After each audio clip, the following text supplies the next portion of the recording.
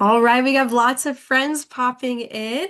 I'm going to go ahead and kick off our evening with introducing myself and our guest speaker, as well as the organization of Oregon Shores. Thank you all for being here this evening. My name is Rachel Freeman. My pronouns are she, her, and I'm the education manager of Oregon Shores. And I am so excited to be on the Oregon Shores team now. I started back on June 1st, and I was hired on to help grow Oregon Shores youth education program along the entire Oregon coast and inland. I am really excited to be involved in community programming as well as getting students engaged in our community science programs on the Oregon coast because at Oregon Shores, our vision is to have a resilient Oregon coast where people and nature thrive together. And we fulfill this through our mission of educating and empowering people to protect our coastal ecosystems and communities. And the way that we get to do this is through engaging a lot of people in our different community science efforts. You might be familiar with our Adopt a Mile Coast Watch program, where you can adopt a mile of the Oregon coast, contribute to our Coast by database of community science observations through submitting Adopt a Mile reports. This program has been going on for over 32 years, and we have over 8,000 surveys that have been submitted. These surveys are available on our website's new data dashboard, and you can check that out more and join some upcoming events to learn more about the Coast Watch program. Shelby, your slide is still showing your preview of the next slide. Um, and we are really excited this evening to be gathering to talk about trash on the Oregon coast and how it moves and how it travels through our coastal survey sites that Shelby is in charge of around Newport, Oregon. Shelby Smith is the Conservation Engagement Manager at the Oregon Coast Aquarium, and she is passionate about protecting our oceans and has built her career around studying seasonal patterns of marine debris. She leads, that looks perfect, Shelby, right there, that's it.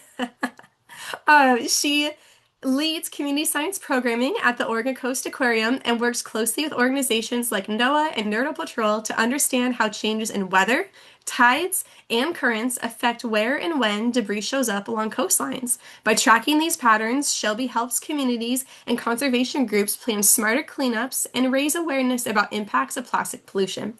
She loves turning data into stories that inspire action, making science accessible and engaging for people who care about healthy oceans. Whether on the beach or collecting samples or sharing insights with volunteers, Shelby's goal is simple: to keep our seas cleaner and safer for marine life. I'm so excited to have Shelby here with us this evening. Throughout the webinar, we encourage you to interact by submitting any questions that you have or comments into the chat. Myself and one of my coworkers, Denise Harrington, will be monitoring the chat. We will take questions and answers of Shelby at the end of her presentation, but feel free, write them in, react, give a thumbs up. You can also use the reaction button at the bottom to send, some clapping hands to welcome Shelby throughout the evening. I know we're in a webinar format where it's virtual, so we can't see you all, but we really appreciate you being here, joining in from various time zones, various locations around the world tonight to be with us and to hear Shelby's presentation.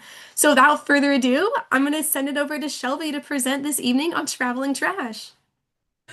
All right. Hi, guys. My name is Shelby Smith. I'm the Conservation Engagement Manager at the Oregon Coast Aquarium. So I run all of our community science programming and all of our Sorry, I froze for a second. So not only all of our community science programming, but all of our community science data collection. So our webinar, Traveling Trash, tonight is a presentation about all of the trash that I collected in 2025. I'll talk more about this mural as the night goes on, but just for some background, that mural has 3,200 pieces of marine debris that were picked up at South Beach State Park this winter, or this past year. And I'm going to go into some of my absolute favorites that I picked up throughout the year, and also why 3,200 pieces of trash washed up there to begin with.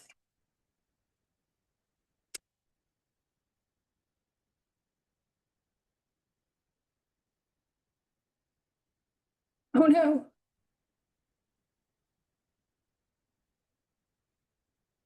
There we go. All right. So I began my career in Missouri as a cave guide and a biologist for Missouri State Parks. And while I liked the science and stewardship aspect of my job, I quickly realized the I loved the human interactions of outdoor education. After graduating from college with a degree in environmental science and a minor in conservation biology, I worked as I'm so sorry. I worked as the community education specialist for the Missouri Department of Conservation, providing educational and volunteer opportunities for 15 counties in Northwest Missouri.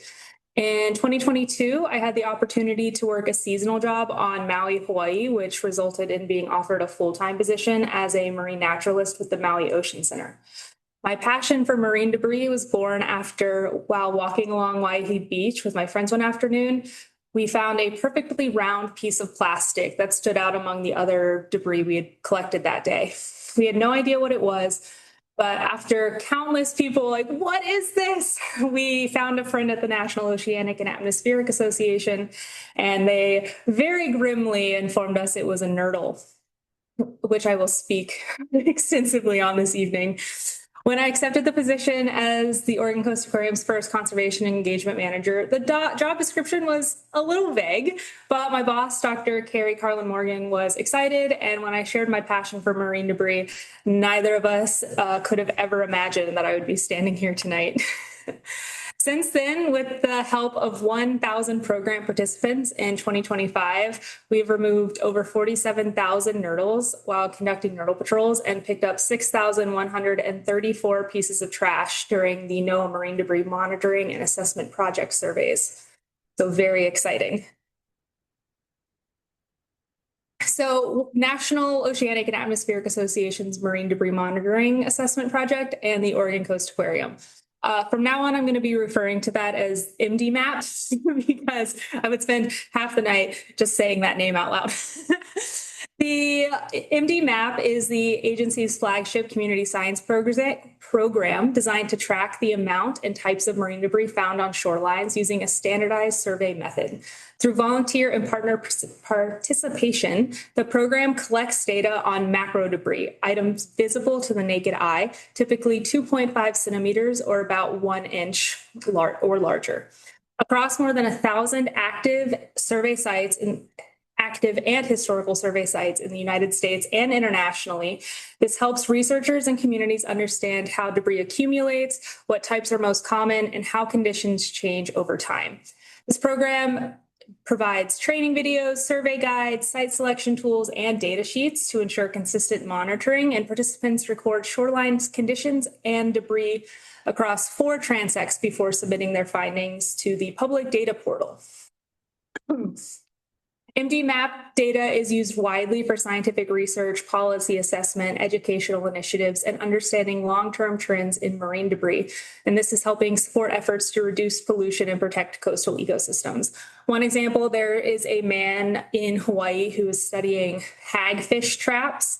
And so he uses the online public database to track when and where hagfish trap pieces, because they break apart very easily, are washing up all over the world. So every time I find one, I'm like, oh, I'm helping him. Every month, I survey 2 spots on the Central Oregon coast, a site at the South Beach Jetty State Park in Newport, and a site close to God's Thumb at Rhodes End State Park in Lincoln City. These surveys are completed once a month on or around the same date. In 2025, I completed and uploaded 19 surveys at the South Beach State Park Jetty location. And of those 19, 12 were the official monthly surveys, and the rest of the other 7 were done with community groups. There were 4 additional groups that came out to do surveys, but either their age bracket made them a little too young, or they really struggled to stay within their transects, and the data wasn't accurate anymore because of children. Children at the beach. You get so easily distracted. The next thing you know, Group A is building sandcastles and not collecting trash. So it was a very exciting year for the MDMAP program at the Oregon Coast Aquarium. Let's see. I keep losing the ability to switch slides. I'm super sorry. There we go. So 2025 was an exciting year. This mural holds 3,200 pieces of trash, and this was only during the once monthly official surveys. So this does not include the 7 other additional surveys that I did with groups And this was only done at the exact same 100 meters of beach each month. Each survey, I use a random number generator to select transect. Each section of beach or transect is 5 meters wide. And you walk from the back barrier, or where the beach meets the dunes, the driftwood, all the way to the water line. So I go out at or around low tide so that I have the maximum amount of beach to survey. So anything 2.5 centimeters or about an inch larger is collected. And in this mural, you can see just about all 3,200 pieces. So this is the breakdown of the amount of trash I found each season. And I'm going to talk about why you see this U-shaped data set. Now, I will say March is an anomaly. As I was walking to the beach to do my survey, a family of 5 was walking towards the parking lot with a completely full bag of trash that they had just collected. It was heavy enough that the dad was like huffing and puffing, carrying it over his shoulder. So while I still found 61 pieces of trash that day, the numbers were definitely skewed due to the fact that a family had just done a beach survey, which I'm not complaining about. I'm so glad that they were out there. It was over spring break, so, good family bonding activity. Now, the reason we get that unique shape or that U shape are seasonal changes in tidal patterns. In the spring, summer, and fall here in Oregon, we have the California current, and this California current runs north to south.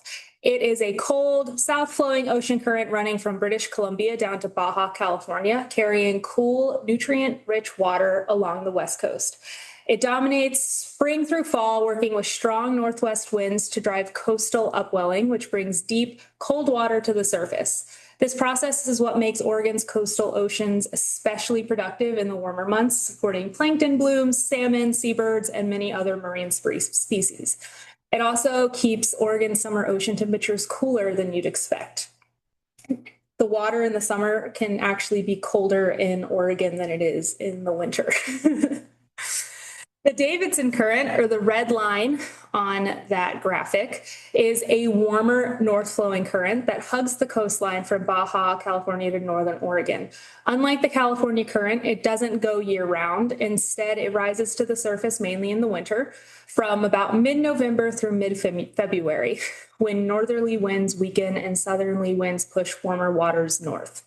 This seasonal shift brings slightly warmer conditions to Oregon's nearshore waters and helps form the Oregon Coastal Current, a wintertime northward flow influenced by both the Davidson and California currents. So very exciting. That was a lot of words. I promise I'm going to go into more explanation. So on this page here, you'll see I have highlighted the small section of the map from the last one, and also have drawn a blue arrow going down on the map. Now, this map is from NOAA. So this shows where our water is coming from, specifically during the California current in the summer. So we're coming out from the middle of the North Pacific all the way out to close to Asia, and it's slowly making its way all the way east to the Oregon coast. And this is our long journey, the North Pacific current, that California current. It is traveling far and wide to get to Oregon. And it is picking up a lot of international and foreign trash along the way. So, and it's coming from the Great Pacific Trash Patch, which is the largest accumulation of ocean plastic in the world. Located in the North Pacific Ocean between Hawaii and California, it is not a solid island of trash, but a massive region where ocean currents concentrate, where there's floating debris, mostly plastic, into these massive zones of trash.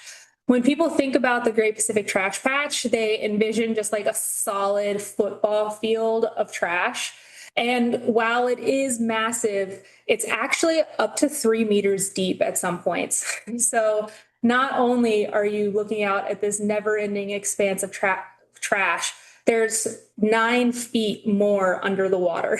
And it's just floating around out there. And in the summer, our California current coming from that area is pulling trash towards shore that has been floating out for quite a while.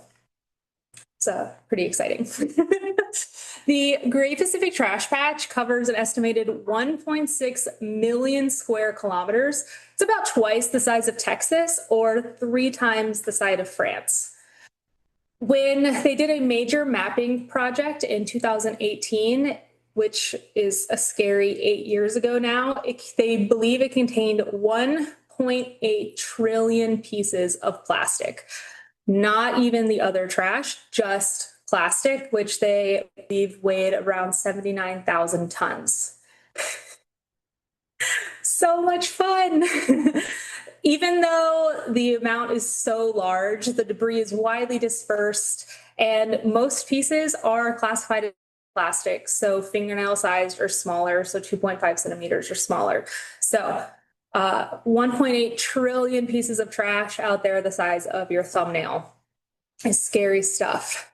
So while 94% of the pieces are microplastics, that is not most of the mass. The large debris, including abandoned fishing gear, accounts for up to 90% of the patch's mass. So that is a lot of abandoned fishing gear. And I'll talk more about fishing boats and shipping containers in a little bit.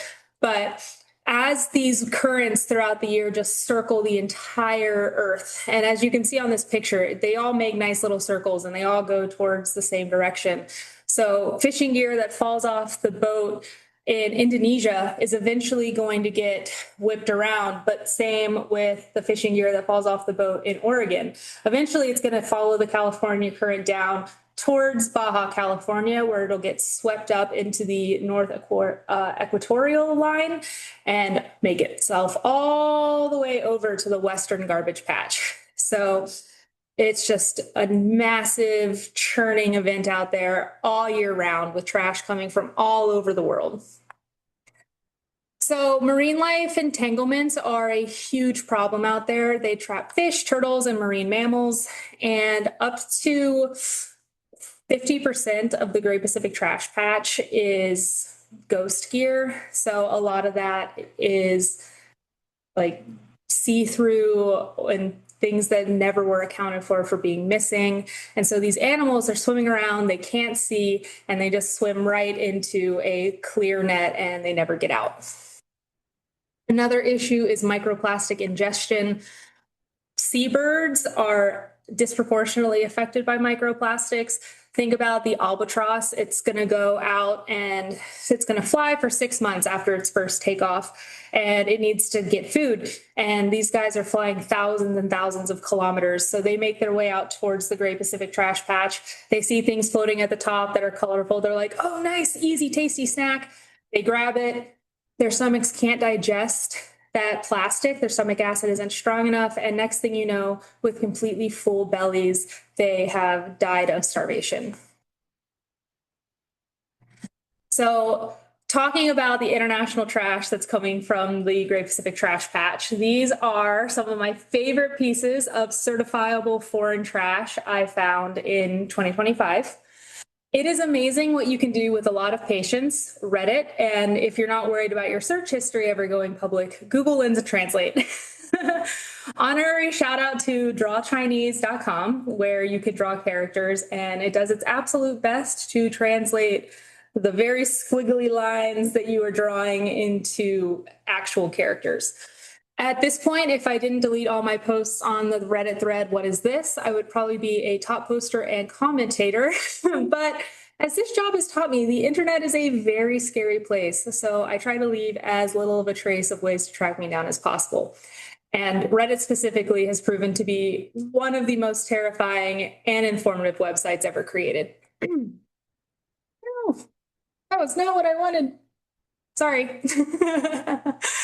The matching blue bottle caps that you see on towards this middle of the screen were found 5 months apart. I was on the phone with a friend while doing the survey in December, and when I found the second one, I was so excited. I literally squealed so loudly, my friend was concerned I'd fallen and hurt myself.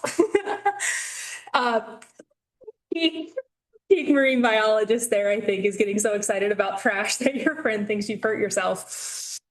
They are from one of the most popular drink companies in China called Master Kong, which sells billions of units of water, juice, and tea a year. These mineral water bottle caps seem to be the most common caps to wash ashore, according to the internet. But I'm holding out hope that maybe one day I'll find one from their juice or tea bottles. I'm always looking to expand my collection and make full sets. The golden cap that you see in the top corner was attached to a 2-gallon bottle.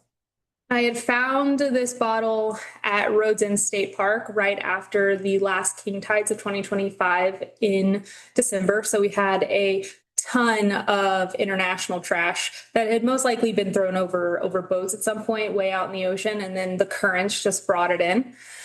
But this was the biggest mystery of the day, even though I'd picked up a ton of other trash and especially foreign trash that day. I spent hours painstakingly translating the characters on not only the bottle's cap, but also the handle. A lot of the 2-gallon bottles have that handle. Think of the Hawaiian punch jugs that had the blue one, but this one had text of kanji characters in it. Me and drawchinese.com became best friends that day. And after 3 hours of painstaking translation of the cap and handle, I discovered the 2-gallon container was just another Master Kong product. I was a little disappointed. I thought I had something really cool. I mean, it was part of a limited run for the Lunar New Year. The characters do translate to Fu and on the doorstep. And these characters recommend letting good fortune, blessings, and happiness into your home. So while it was really cool and satisfying, I don't know if those 3 hours were worth it. I'm not going to lie. The dropper bottle that you see in the middle, it was in significantly worse shape when I found it. I actually soaked it in peroxide for a while because it was absolutely covered in barnacles and slime. But once I cleaned it up, I was able to make out the text on the bottom. And the first hit online after typing in Prometi, which translate to Prometheus, 10 milliliter bottle, a Russian website called nicotineshop.com popped up. It held vape e-liquid refills. And honestly, it was so easy. It felt like I was cheating. I was like, usually I have to spend quite a bit of time on this. What do you mean this random bottle was so easily identifiable? But then I remembered that it's from Russia and that's pretty cool. So the dark blue Dannon Aqua bottle at the top was a pretty fun find because that was the day I learned Dannon, the bottled water brand I'd known since I was a child, was actually based out of France. And in 1998 expanded to Indonesia. Based on the weathering of this cap, its dimensions and wall thickness, because yes, I do measure the bottle caps to date them. I'll talk more about that later. I was able to confirm, especially since it washed up in March when the California current makes its return to Oregon, that this was from the late 90s, early 2000s. So this could have been part of, the launch, and it had been floating in the Great Pacific Trash Patch for a very, very long time before finding its way to Newport, Oregon. And then the last one that has a fun little story to it is the blue bottle cap that's from India. And this is produced by a manufacturing company called GMR, one of the most prominent mineral water producers in India. Now, this cap has been haunting me since last January. And I say haunting me because every month I would go out and do my survey and I'd pull out my bag of trash because I keep all of it and catalog it. And I would see this cap in there and I'd be like, today is the day that I'm going to translate what it says. As you can tell, it is very scratched and beat up. It's been out there for quite a while. And so the kanji characters were really hard to translate because I couldn't see all of the very delicate lines necessary. But finally, 2 days ago, after another hour of staring at this cap with an actual magnifying glass, I was able to get the characters translated, and it translated to food grade. And along with the GMR that was also on there, I was able to confirm that it came from the GMR group based out of New Delhi. They act as Asia's largest private airport operator, which means they sell water to 120 million passengers annually across all of the airports that they sell to. So most likely this bottle cap wound up in the ocean after being purchased at an airport, tossed and never thought of again, and then coming and hanging out with me in Lincoln City many years later. Now, you may be thinking to yourself, Shelby, why are almost all of these bottle caps blue? Doesn't that seem like a strange coincidence? I was also confused. It turns out globally, a blue bottle cap on a bottle of water represents still mineral water. So pro tip, if you ever find yourself in a foreign country where you don't speak or read the language, look for the water with the blue caps and you'll be good to go. Red or green is usually for carbonated water. So the more you know. This job, I learn something every day. There is also a tag on here that came from an aerosol deodorizer, the Chinese tag, and then a Eucerin bottle of German sunscreen that had an expiration date of many, many moons ago. So that was exciting. Let's see. Okay, so on the screen, you'll see a photo of South Beach State Park at the jetty from the starting point of my survey that I took on February 25th, 2025. On the screen is a direct quote of what I wrote in the Indy Map survey that day. Less than 12 hours after the major storm and 3 straight days of rain, there were 4 identifiable rack lines, which was super exciting. As you can see in the picture, there are 4 distinct high tide lines where debris had been left behind, natural and unnatural.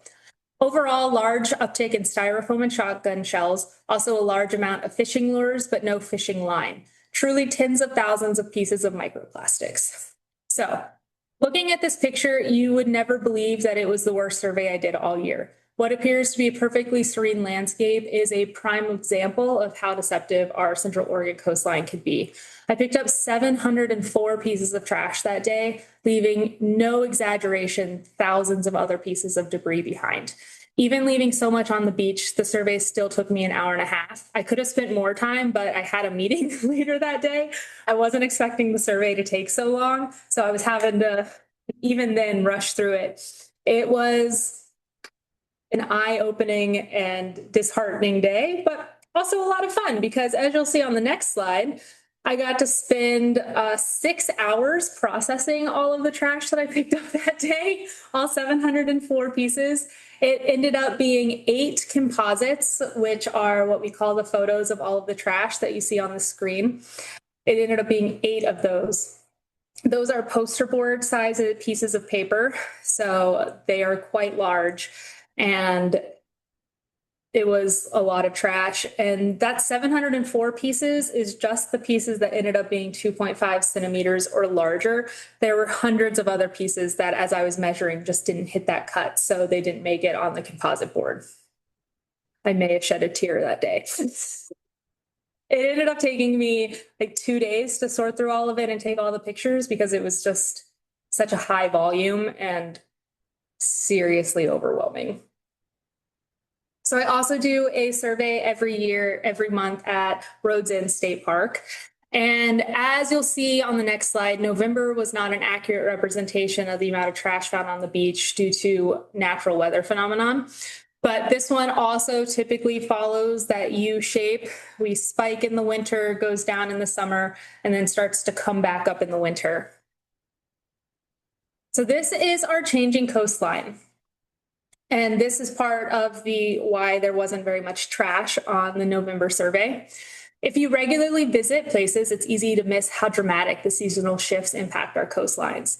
But these photos show us just how powerful the Davidson current and our king tides can be and how much our beaches change every year. This first picture was taken from the summer on August 8th. And as you can see, the beach was mostly sand with a width of 77 meters from the low tide water line to the boulder back barrier. That's a lot of beach, right? Just never ending sand. It was a glorious day. The last picture was taken on December 9th, 2025. And as you can see, the beach is now completely covered in a layer of rocks and only has a width of 13 meters from the water line to the back barrier, also at low tide. This major formation shift happened between November and December. You can see that in October, some of the logs had started to wash up. Our tide lines started to get higher starting in October. But that first king tide hit the first weekend in November, and it shifted all of those rocks on the beach a quarter-mile northwards. I am walking to the beach to go to the survey site, and I'm with a volunteer that's going with me. And out loud, I literally say, there's usually a ton of rocks right here that lead to where the survey site is. And as we get about a third of the mile down the beach, I find all of the rocks in my survey spot. And I also find 50 people digging through the rocks because there are so many agates and people are looking for shellfish and having a great time, which is incredible. But that also means they all had little bags of trash that they had picked up. So not a very accurate representation of how much trash was actually on the beach, especially due to the king tides and more debris washing up at that time. But talk about a dramatic change in our coastal landscape. So August, September, October, king tide hits, the rocks wash up. December, the second king tide hits. Way more rocks are moved even further down the coastline. The beach is just rock. It's hard to, there is no sand. I was digging at one point just to see how deep the rocks were, inches, like 6 inches of rocks deep. I went back on the 9th of January, and there's the beach again. So when I say that these currents are powerful, that they are moving and grooving, and that this Davidson current is nothing to like mess with, and that the king tides are unimaginably strong. The ocean, she is powerful. She is terrifying. She can take you out without even thinking about it for a split second. The rocks that started appearing in November are completely gone, and the low tide water line was 47.2 meters from that water line to the boulder back barrier. Talk about, I'm just going to go back to that last slide, such a dramatic change in 1 month. The last king tides of the season did happen just a couple days before this in January. So, yeah. Pretty crazy stuff. So I mentioned nurdles earlier. So the Nurdle Patrol and the Oregon Coast Aquarium, shout out to Rachel for this lovely photo. The Nurdle Patrol is an international citizen science initiative that tracks plastic pellet pollution by collecting data on where nurdles accumulate in the environment. Nurdle Patrol was created in late 2018 after a major environmental incident on the Texas coast. In September, a large number of tiny plastic pellets, which would soon become nationally known as nurdles, began washing up on the beaches of Mustang and North Padre Islands. At the time, no agency or organization was monitoring the spill, cleaning it up, or tracking its impacts, which raised immediate concern among coastal scientists and community leaders. Seeing a gap in response and accountability, Jace Tunnel, a coastal scientist at the Hart Research Institute based out of Texas A&M in Corpus Christi, decided to take action. He founded Nurdle Patrol in November 2018 as a citizen science project to document how widespread the pollution was and to involve the public directly in addressing the problem. The initial goal was simple: find out how far the nurdles had spread, understand how long they would remain in the environment, and begin removing the pellets so wildlife wouldn't ingest them.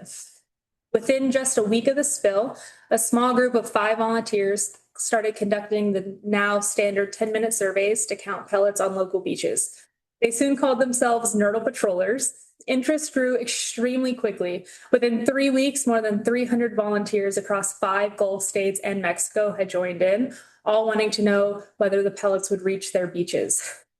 This involvement made it clear that the issue was far larger than a single spill. To support the rapid growth, Jace launched the nurdlepatrol.org website, enabling volunteers to submit data and instantly visualize pollution patterns on a map, which I will show you guys in a couple minutes. The project soon expanded into a worldwide campaign aimed at identifying the sources of pellet pollution. This is not just one company. This is not just an international problem. This is a United States problem and a global problem. So last year, for Nurdle participants with the Oregon Coast Aquarium, we had 500 people go out and help collect nurdles. And with the help of those 500 participants, we picked up 4,500 nurdles, which you will see shortly is just a small fraction of the total washing up on the Oregon coast. So what is a nurdle? A very small pellet of plastic that serves as raw material in the manufacture of plastic products, often occurring as a pollutant on beaches and in the sea. I like to refer to it as baby plastic. Everything in our lives that is made out of plastic, almost all of it started out as a nurdle or a plastic pellet. So it's the first step in that production process. It is the colloquial term literally for pre-production plastic pellets.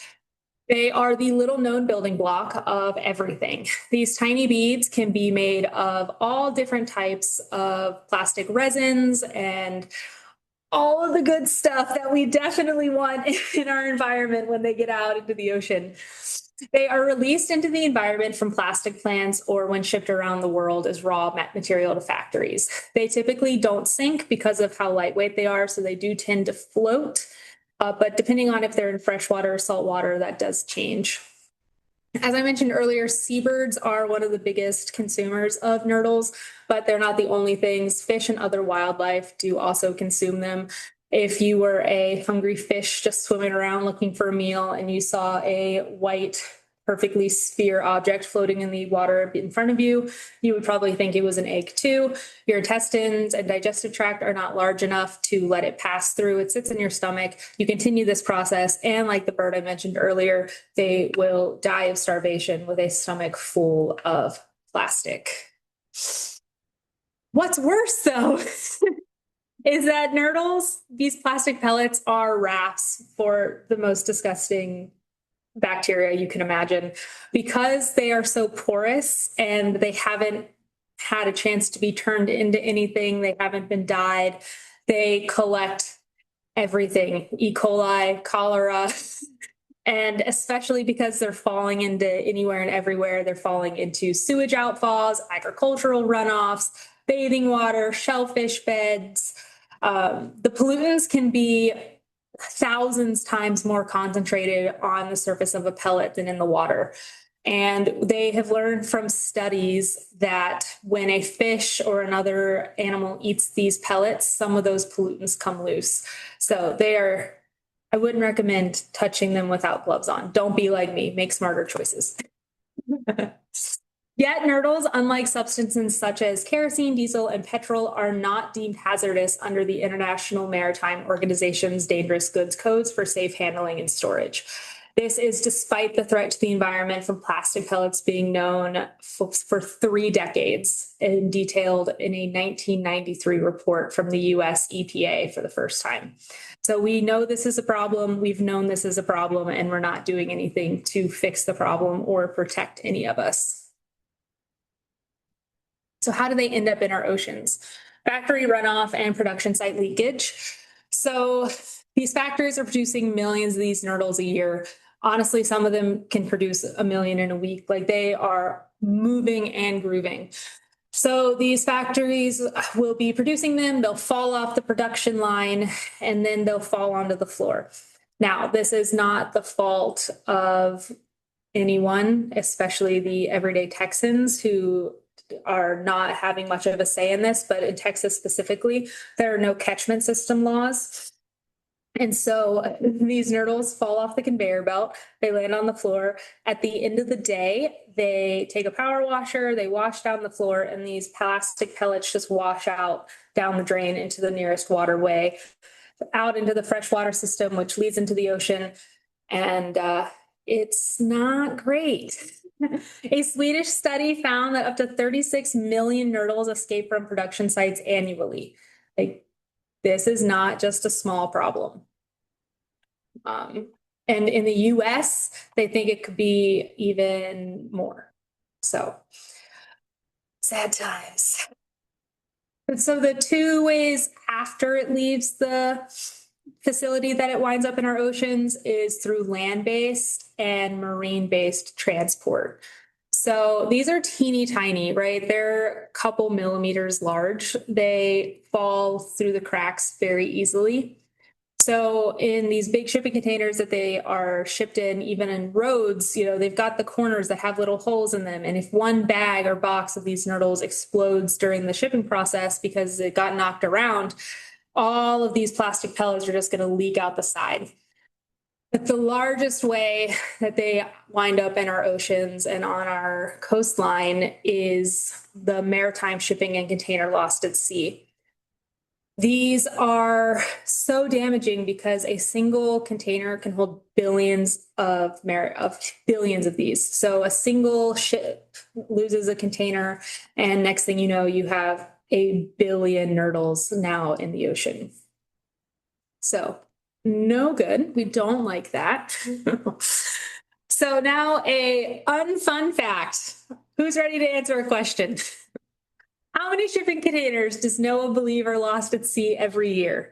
So one of these answers is the answer that the organization that owns about 90% of the world's shipping containers and tracks shipping container loss. And one of these figures is how many NOAA actually thinks falls over a year. For context, every year more than 11 million shipping containers arrive at U.S. ports, carried by some of the roughly 6,000 container ships found around the world. Any guesses? Does anyone want to put anything in the chat?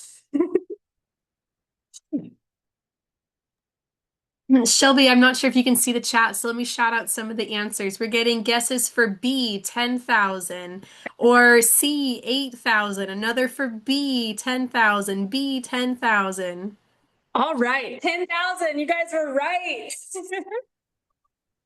So, according to the World Shipping Council, 1,382 ships were lost at sea last year. 10,000 minimum were lost at sea last year. Now, there are some reasons why these shipping containers are not reported as lost, and it actually does come down to shipping container employee safety. So these guys, these men, typically they're out in the middle of the ocean in international waters.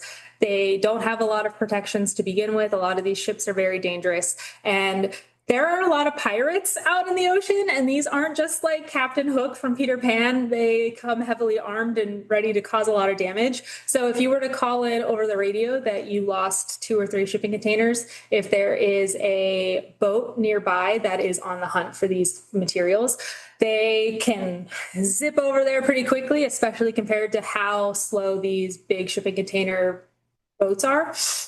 And they can run over, and they can actually, some of them have the advanced technology and like equipment and cranes to try to haul the containers back up onto their boat. So through some anonymous reporting, they have discovered that some of these employees are actually taught to shoot the shipping containers and just put as many holes into them as possible so they actually sink faster. And while that makes them structurally less sound and even more likely to burst open if they didn't burst open on impact, I also kind of get it because, I mean, at the end of the day, a human life is not worth rubber duckies that fell overboard. I mean, they still are washing up on shore, but you win some, you lose some, but let's keep human lives. So Nurdle Patrol collection by month 2025. This is not great. We collected, I say we, I need to stop referring to myself in the royal we. I personally picked up 42,581 nurdles on the Oregon coast this year, all in one spot in particular at Beverly Beach State Park. This is the highest concentration in the United States out of Texas and Louisiana, and I'm gonna touch on that a little bit later and make it even more of a sad fact. But as you can see, January was a very exciting year. Not year, it felt like a year counting all of those nurdles. It was a very exciting month with 15,291 picked up. So all of these nurdles were picked up at Beverly Beach State Park. This photo was taken January 3rd, 2025. So my very first survey of the new year. It's like, oh, it's going to be a great year, 2025. Let's go have some fun. And then I walked out to that and I was like, all right, Let's go.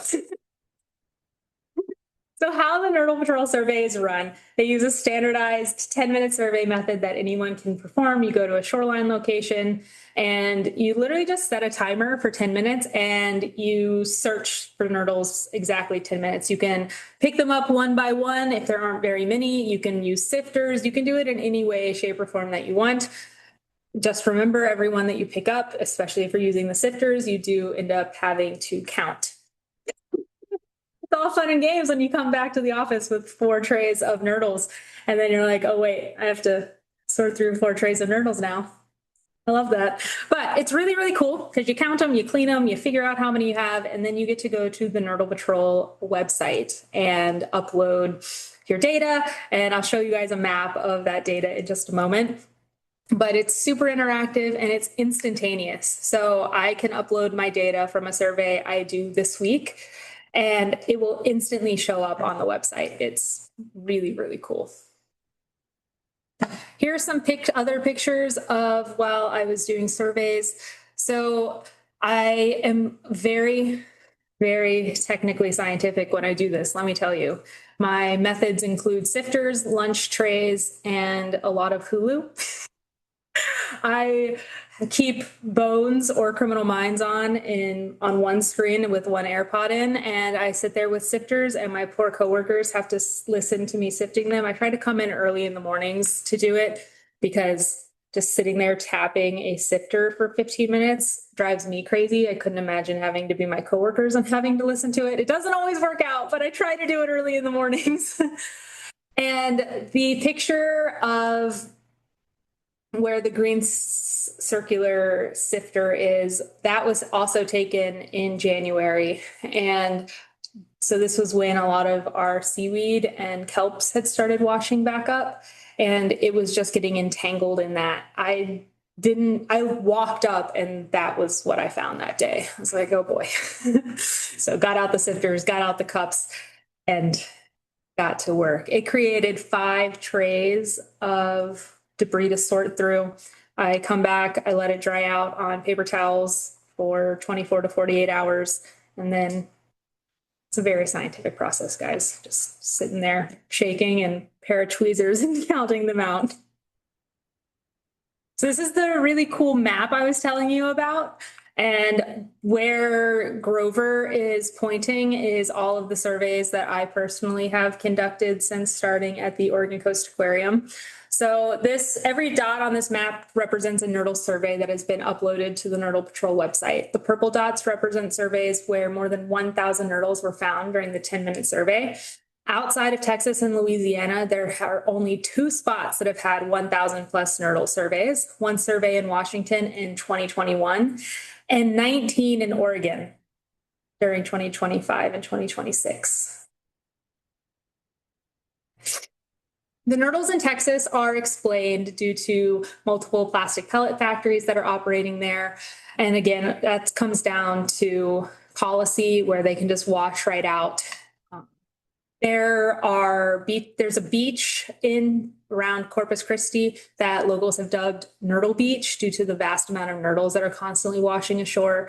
At one point, someone was like, it's more nurdles than sand. There's no fun sandcastle building when there are just nurdles. Sad. And then the other spot that you'll see, the purple dots, are down in Louisiana at the Port of New Orleans. And those actually came from 2020. And then the most recent one where they had 1,000 plus survey was in 2022. But in 2020, there was a container spill in the Port of New Orleans in Louisiana. And so the nurdles had fallen out of the shipping container. So they were able to easily track what had caused that, which means that little old Newport, Oregon at Beverly Beach has the highest concentration of nurdles in the United States for no known reason. We, to our knowledge, do not have a plastic pellet production factory. We do have factories that produce plastic products, and those do come from pellets, but we're not producing them here. And so I'm currently working with Oregon State University's microplastics lab. They are going to be studying the nurdles that I collected during specific surveys over the span of 6 months. They are tracking what they're made of down to the exact polymer, and then they are also going to be doing a weathering study. It's interesting, different types, different times of the year, different types of nurdles wash up. And if you do this long enough on site, you can tell what's an old nurdle and what's a new nurdle. In the winter, a lot more new nurdles wash up. So these guys are fresh, shiny, no real weathering, all of that fun stuff. But in the summer, when the trash is coming from further out in the ocean, the nurdles are older. They're more brittle. They have dents and pieces broken out of them. They're smaller. Don't worry, I can still see them on site. I had a man at the beach one time. I was doing a survey and I was just walking back to my car and I found one and I leaned down and picked it up and he's carrying a surfboard and he's like, "What'd you just pick up?" And I was like, "Oh, it's a nurdle." And he's like, "How did you see that? It's this little white piece of plastic." And I was like, "Oh, I do this all day, every day." And he's just like, "Are you okay?" And I was like, "Yeah, it's great." One less thing for a bird to eat. We all have our hobbies. But yes, Oregon, no good. Oregon State University helping to solve the mystery. So we're working with the undergraduate and graduate students there. They're coming to collect the nurdles collected last year, this month actually, and we're hoping to have a paper published by the end of the year. A big part of it is we don't know where they're coming from, but there needs to be a baseline of knowledge so that in the future, more researchers can look at this first paper, see where the issue is, see where they're washing up, and build better, more long-term research projects off of the data that we've collected here. So while this specific research project is not going to yield answers, we're hoping in the future will help solve the mystery of why does Beverly Beach, and Beverly Beach in particular, have so many nurdles. No one knows. So this picture is of a jar of nurdles that I collected. It was that day in February that I had the picture with on the last screen where you could see that it was all cut up in the seaweed. Does anyone want to guess how many nurdles are in this jar?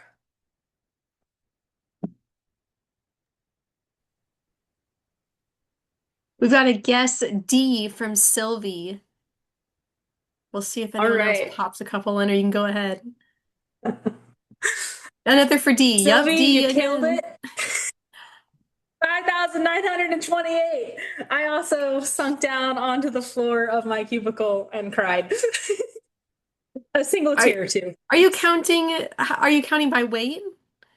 So I originally was doing estimates on them, filling up a little vial, but I then was speaking with Jace at Nurdle Patrol, and he's like, "I have some questions." These are some really large numbers. How accurate are they? And I was like, "They're very accurate. I promise I'm not just adding zeros." And because we realized how random it was that this many were washing up, we learned that it was important to be as accurate as possible. So I really do sit there and count 5,928 nurdles by hand. We admire your dedication. I've gotten really good at it. I can sit there with my little tray and my tweezers and I can pop out rows of 10 probably 80% of the time. Nice. It may look like I'm doing illicit activities. Don't ask questions. All right. So back to this mural. So in this mural are all kinds of pieces of trash, and I'm going to talk about a couple more of my favorite pieces, not just those ones that came from far away. So our first slide, our first piece of trash, this is there we go. This bottle cap, this yellow one. I'm going to play this video really quickly for you guys. I really hope it works.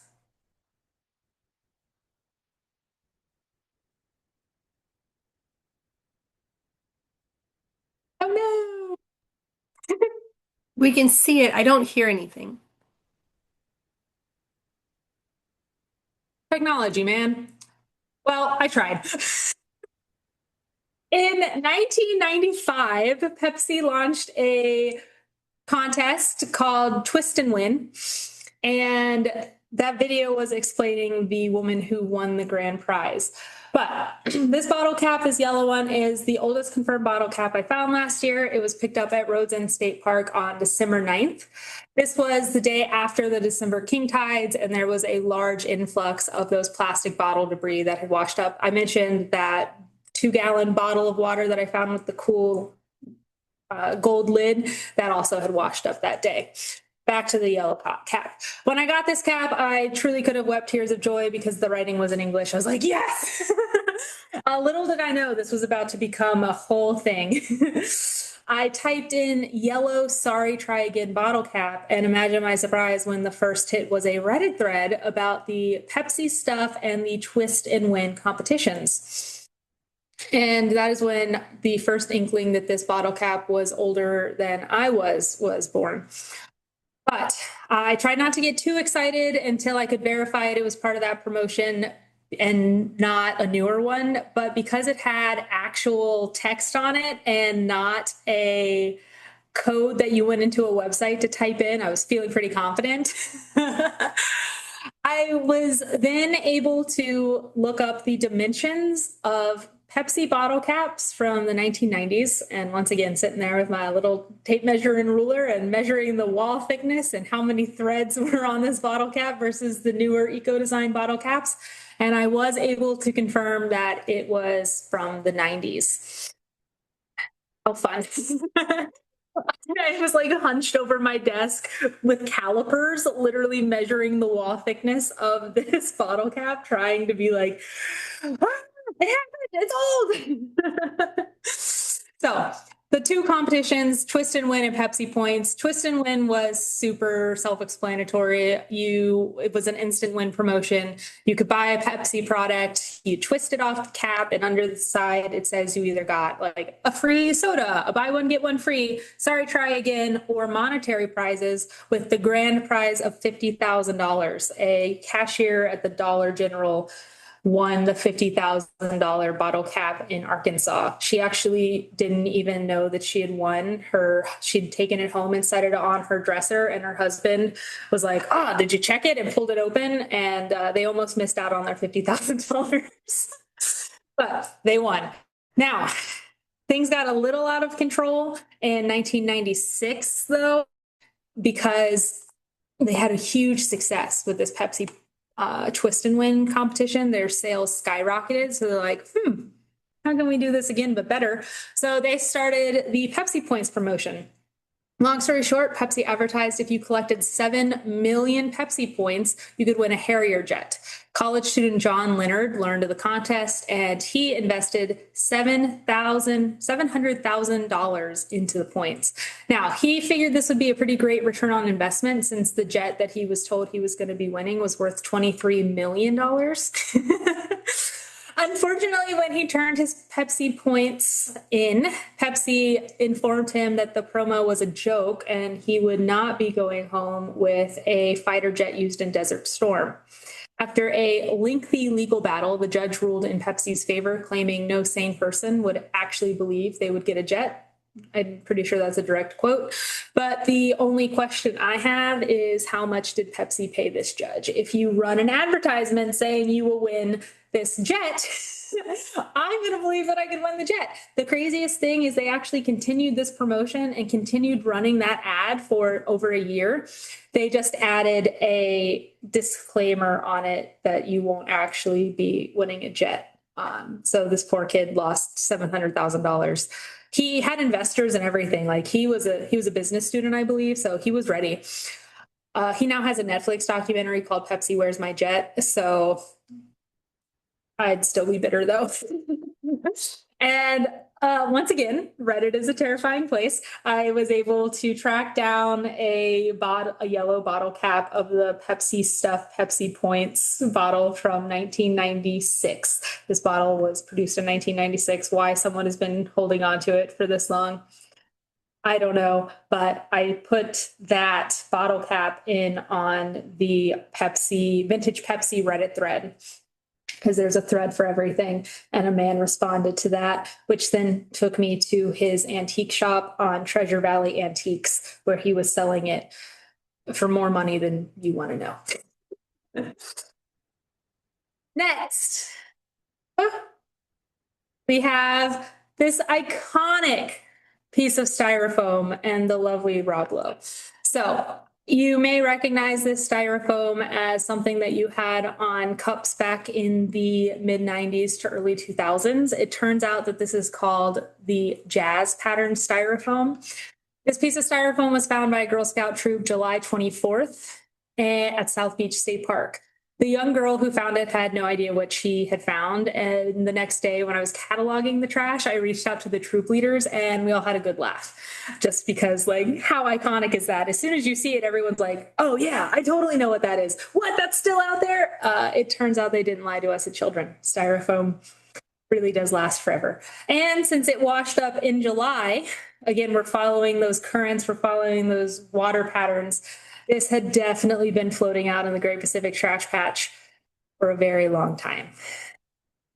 Yay! But now it's hanging up on my corkboard in my office and it brings me joy every time I see it.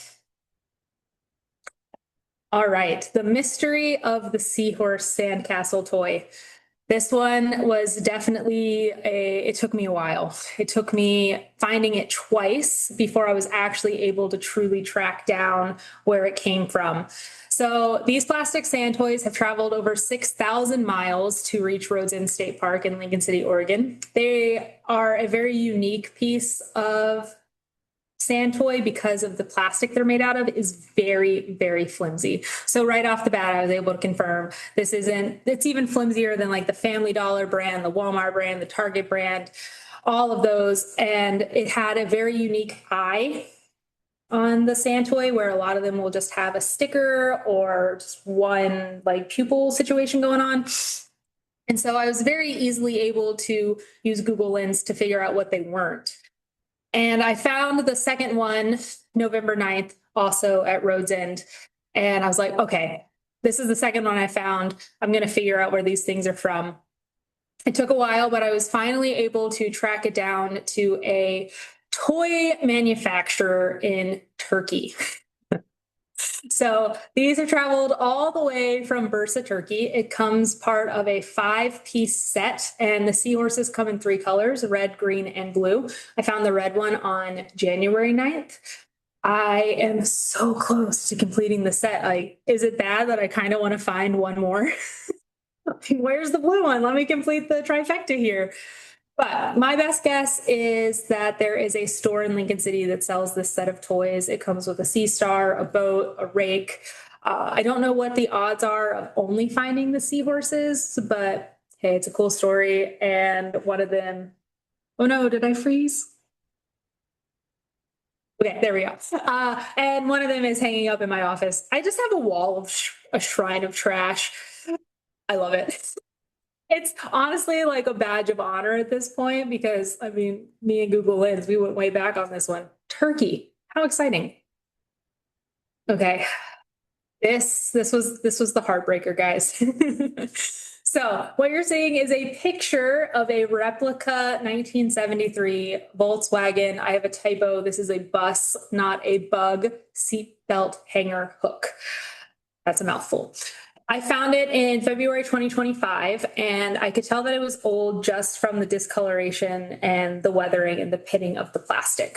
After an hour of fiddling with Google Lens, I was able to get a potential match to the 1968 to 1977 Volkswagen bus seatbelt hook in white. Yeah, an hour. It was a long time. I looked through a lot of pieces of plastic.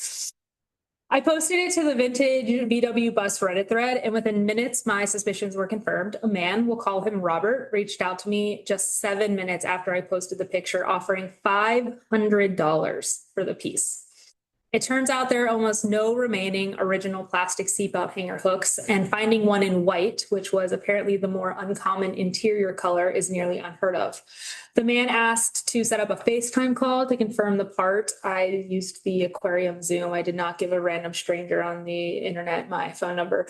But he was very quickly shattered, just like the man in this GIF, when as I was holding it up to the camera and rotating it, it snapped in half.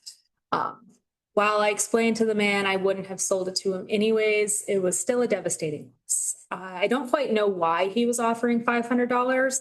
There are some similar ones on eBay right now, but instead of 2 holes, they only have one, but you can get them for $40, including shipping.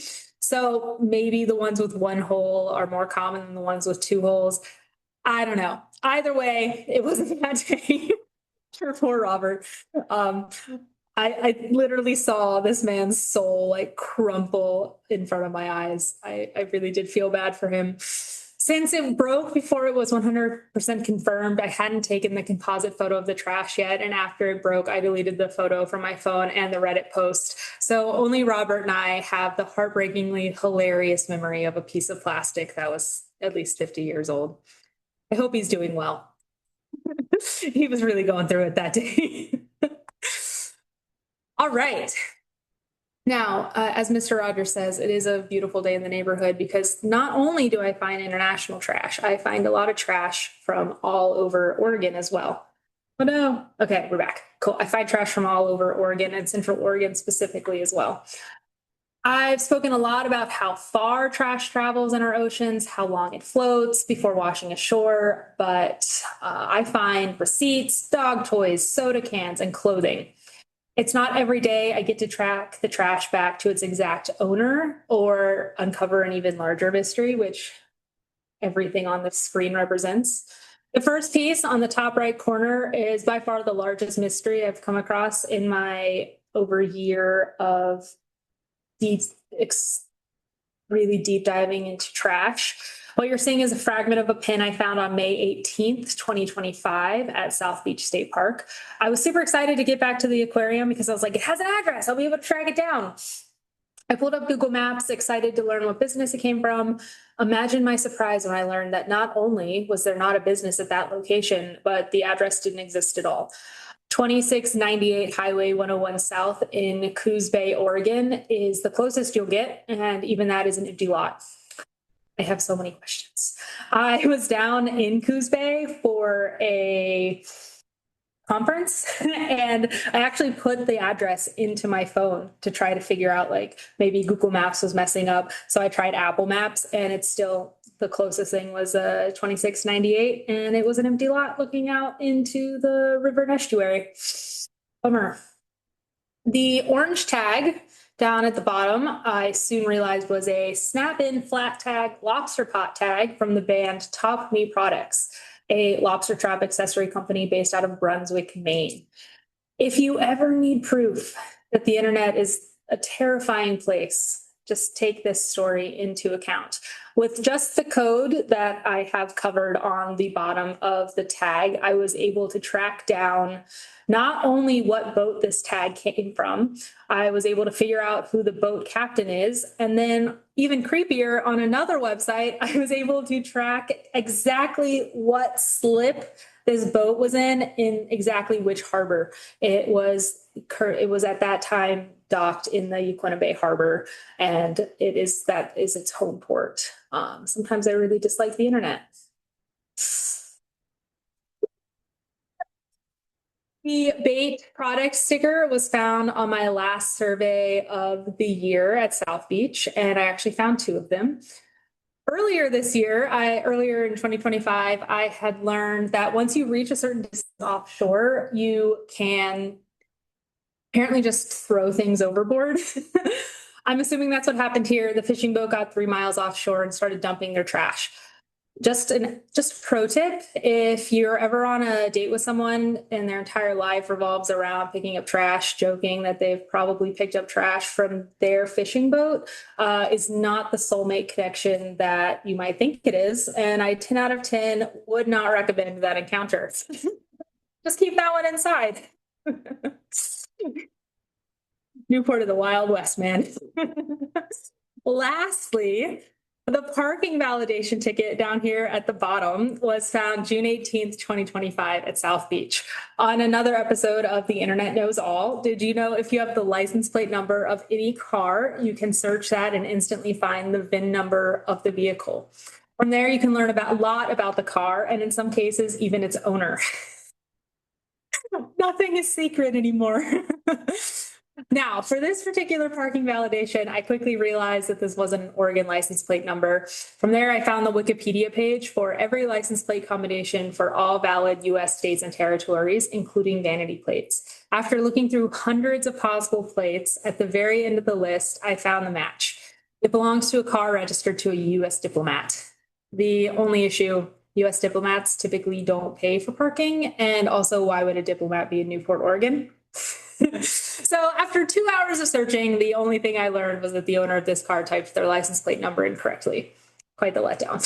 It was cool to find the Wikipedia page for every known license plate, legal license plate in the United States, though, including Puerto Rico and all of its other territories. If you ever need a fun rabbit hole to go down, some states have some incredible ones. Like, fun fact, Missouri has a caving license plate and it has a bat on it. So, there's a lot of fun ones out there. I get this question a lot. Are you okay? It is what I tell people what I do when even I talk to my mom and dad sometimes, and they're like, I can hear the low key concern in their voice. And I'm like, yeah, I spent 3 hours cataloging trash today. Or like the very kind man who was carrying a surfboard and legitimately asked if I was okay when I picked up a nurdle from 2 meters away on site on the sand, even though it was sand colored. So the biggest question is, how has pollution affected your life? And the answer is both inspiring and depressing. I can't go to the beach without seeing marine debris. Nurdles and other debris have turned the beach into a place that evokes feelings of sadness, but also hope. I see myself digging through the sand, picking up microplastics, just meters away from a woman taking a stroll on her favorite beach. One of us is keenly aware of a major issue impacting our ecosystem, and the other is finding a moment of peace despite the changing landscape. But my unique position also provides an opportunity to see how much people care. For example, a group of 11-year-old Girl Scouts and their parents traveled several hours one way to participate in the aquarium's Nurdle Patrol and MD map cleanup. During outreach events opportunities over the last year, over 1,000 Oregonians have taken the time to speak with me, learn more, and participate in Nurdle programs. Their willingness to literally crawl around in the sand and pick up plastic ceases to amaze me. While the weight of our seemingly never-ending marine debris washing shores is heavy, seeing that people are passionately driven to help inspires me every day. And with that, the answer is yes, I am okay. I absolutely love what I do. Every single day I get excited to dig through more, research more. Like I mentioned earlier, I spent an entire year once a month trying to figure out where that one specific bottle cap came from. And it's so much fun. And I get to share these trash stories with people. You see a bottle cap on the beach and that's just boring. But when you learn that that bottle cap is from China or from Indonesia, or you learn that it's part of a limited edition Lunar New Year water bottle set, suddenly it makes it more human. It makes it where you connect with it. And suddenly something that was a tennis ball on the beach, you suddenly remember that was somebody's dog toy. I found a pair of flip-flops that were a matching set, except for one shoe was larger than the other. I'll never know the story behind that one, but interesting. Some of these things that I find are someone's absolute best days. I found confetti poppers one time. They were out there celebrating something. They've been littered, so, we'll take the L on that. But they were out there celebrating something incredible. Someone's lunch walk, someone's afternoon stroll, a kid's best day at the beach. Another time I found a pair of little kid Crocs, knockoff Crocs at Road's End, and I could just envision the entire scene unfolding in front of me. Mom and dad packing up the kids at the end of the day. One of them had one job, get the shoes on the kid before they walk back to the car, because it's a long walk from our survey site where I found them to the parking lot. And you just know for a fact that they got to that car, they buckled that little girl into that car seat, and whoever noticed that they didn't have their shoes on, silent treatment the whole way home. Right? It's just these little things. And suddenly we're all much more connected. The world isn't nearly as large as it seems like it is. And it's also a reminder that the world is vast, but Like we as humans are so fragile and our lifetimes go blink before our eyes. And I'm finding bottle caps out here in almost usable shapes that are older than I am. So it's crazy when you think about it that way. And that's what I get to do. And that's what I love about my job every day. So I know you're thinking, I've never met anyone so passionate about trash either. But it is wonderful. So from there, besides that, are you okay question, does anyone have any questions for me? Thank you so much, Shelby. We do have a few questions that have been written in, and if anyone has more questions to ask now, this is your webinar participant, your open Q&A time with Shelby Smith. But I'll start with a few. Someone did mention, Denise actually mentioned that Jetman from Pepsi Where's My Jet was in a Super Bowl ad last week, she said, and that he finally got his win. I'll have to go looking up the advertisement for that. Then we also did have someone ask, is there a sifter with a long handle that you can use when collecting nurdles so you don't hurt your back? Or I'll extend it to say, have you created any of your own tools specifically for the niche work that you do? So I did work with our husbandry department to try to make some different types of sifters. Unfortunately, because our sand is so wet all the time, a lot of sifters don't work. Even the sifters, those green circular ones that I use, they're just standard sifters that fit on top of 5-gallon buckets. I'll fill it up and then I have to walk them to the creek and wash them out to get the sand out. I've tried longer things, I've tried shorter things, and the best method is literally just hands and knees on the ground, scooping up the top layer, because I tried like different tools as well, and it was picking up too much sand, not just that top layer of debris. So I was getting even more sand, which was filling my sifters and causing even more blockages. That's Sometimes such a tricky balance. yeah. Jess wrote into the chat, you mentioned that the MD map debris peaks align with the timing of the Pacific garbage patch debris. Do the Oregon Nurdle surveys follow a similar pattern? Yeah, so the aging of the nurdles match that, the weathering process. So in the summer, the nurdles that are washing up are there's significantly less of them, but they are so much older. Like huge chips taken out of them, discolored, because a lot of them start out as this very white, clear color. And so when they've been in the ocean for a long time, they get discolored into a grimy yellow color. And so those are pitted, nasty, crumbly yellow pieces. So yeah, even the nurdles washing up in the summer are older. We have Kayla asking, what are good ways to clean marine debris to make it usable or safe for art projects like murals? So all of the marine debris that I collect, I wash with Dawn dish soap and just regular tap water. I just have a nice big bottle and just squirt it over it and I rub it off. And except if I have flimsy pieces, I'll wash that more by hand. And then I'll just take the hose here at the aquarium and run it through. I don't bring any of my trash inside the aquarium until it's been cleaned, just because we don't want to risk the spread of any fun beach-borne illnesses like avian flu. So yeah, once we do it with Dawn dish soap. When I'm trying to get barnacles and really sticky stuff off, I'll soak it in hydrogen peroxide or rubbing alcohol. But yeah, typically Dawn does the trick. You've got the cleanest trash around, it sounds like, after all that. Yeah. It's crazy. It still doesn't look that clean. I'll be standing out there with a scrubbing brush. I used to have to take some of it home because it was so dirty and I would like Whoa. scrub it in my sink. Oh my gosh. It The still looks dedication, so dirty. unmatched.